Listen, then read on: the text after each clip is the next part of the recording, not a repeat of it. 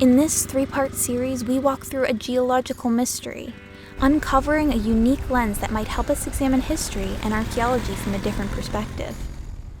Today, we find ourselves on winding forested roads, completely enclosed in nature.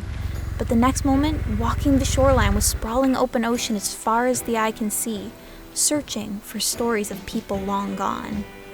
The history here, with the rising and falling of the tides, this meeting place where land meets sea and where people and ideas collide, is where some of the richest of histories are uncovered, but also the deepest of mysteries.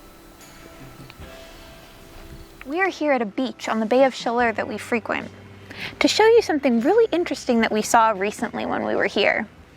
A huge concentration of flint. And we're curious, how did it get here?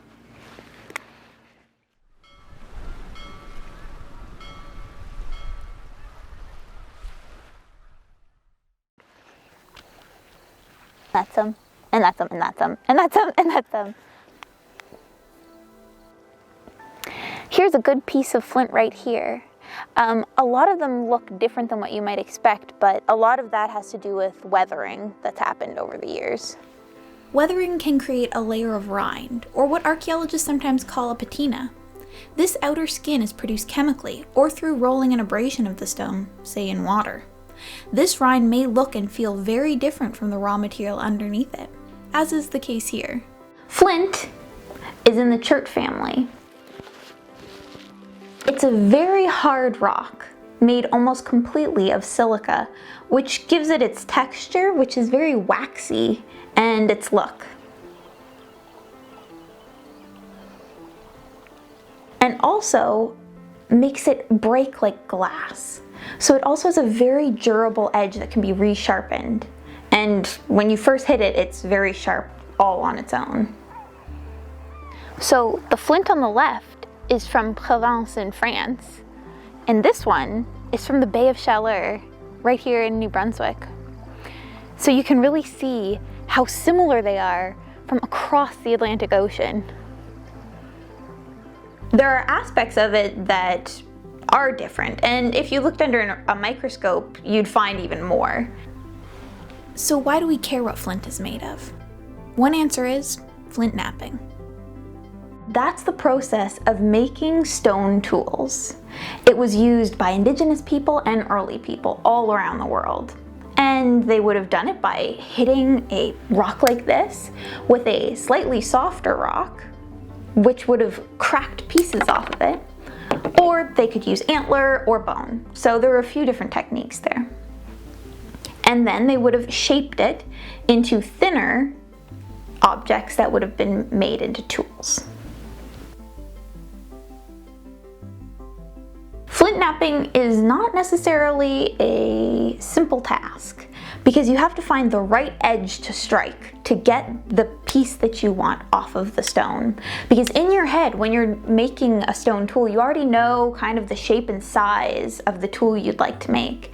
And now for someone who has been flint knapping for years and relies on it, that would be an easier task than for someone who actually hasn't had that much experience. So for me, I'm happy if I just get a piece off of a rock.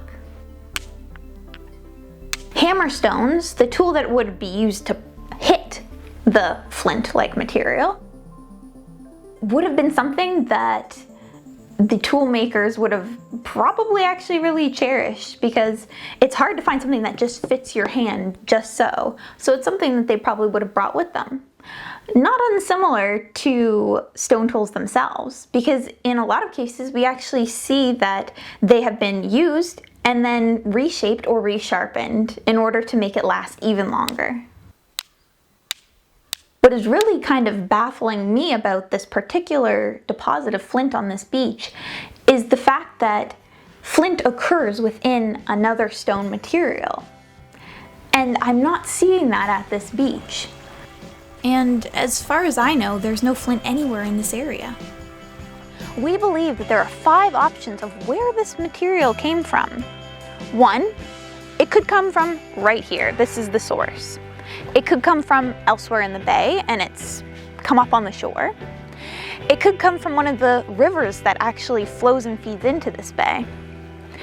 It could have been dredged up when they were creating the channel here and used to help stop erosion, or there was a lot of indigenous activity in the area, and maybe it was brought here a long time ago. I really do want to find out where this material has come from. In the next episode, we're going to really dive into our history, geology, and archaeology books, and discover an answer to this puzzle that may come as unexpected.